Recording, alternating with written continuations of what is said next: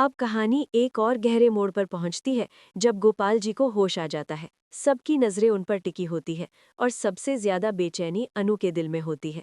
जैसे ही गोपाल जी आंखें खोलते हैं, अनु की सांसें थम सी जाती हैं। वो अपने पिता को सही सलामत देखकर भावनाओं में बह जाती है, लेकिन ये खुशी ज्यादा देर टिक नहीं पाती। गोपाल जी पुष्पा जी को बताते हैं कि आखिर उन्हें हार्ट अटैक क्यों आया था।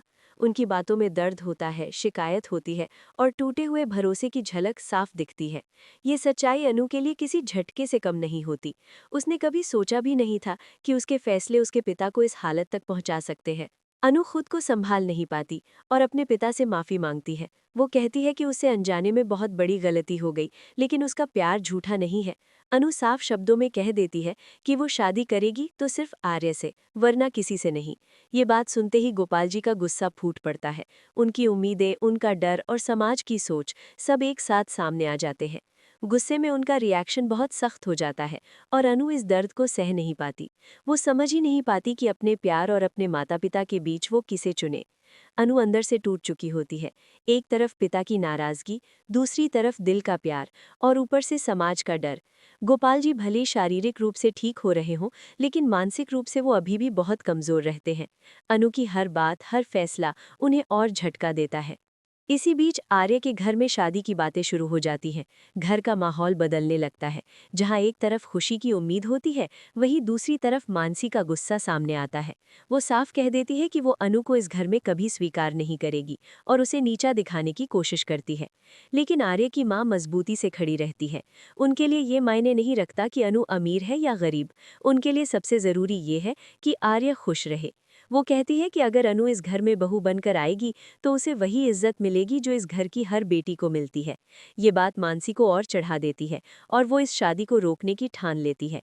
कहानी अब एक नई जंग की ओर बढ़ रही है, जहां अनु को ना सिर्फ अपने माता पिता को मनाना है, बल्कि समाज और परिवार के खिलाफ भी खड़ा होना है। सवाल यही है कि क्या अनु अपने प्यार को जीत पाएगी या हालात फिर कोई नया मोड़ लेने वाले हैं। सीरियल तुम से तुम तक की कहानी अब एक ऐसे मोड़ पर पहुंच चुकी है जहां हर रिश्ता इम्तिहान से गुजर रहा है।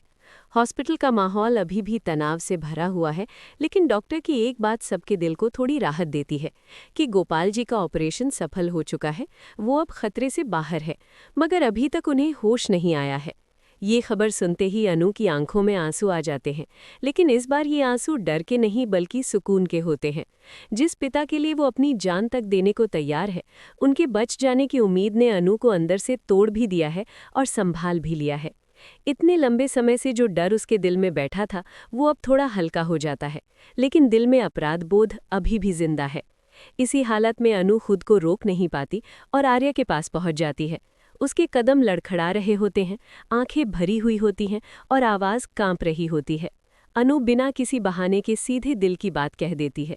वो मान लेती है कि उससे गलती हो गई, उसे बिना बताए ऐसे नहीं जाना चाहिए था, लेकिन पिता की हालत ने उससे सोचने समझने की ताकत छीन ली थी।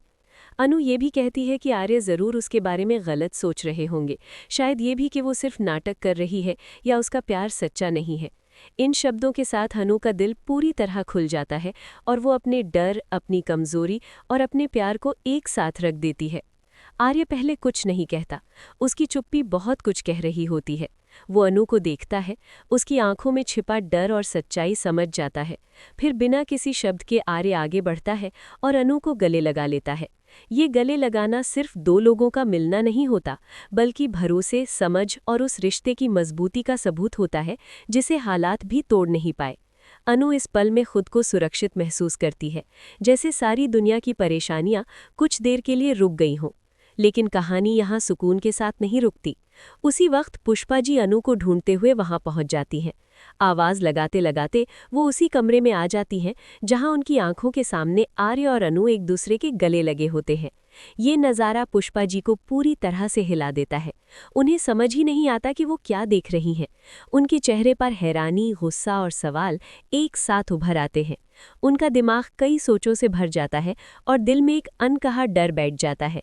सेक्शन यहीं खत्म होता है, जहां रिश्तों पर सवाल खड़े हो चुके हैं और आने वाले तूफान की आहट साफ सुनाई देने लगती है।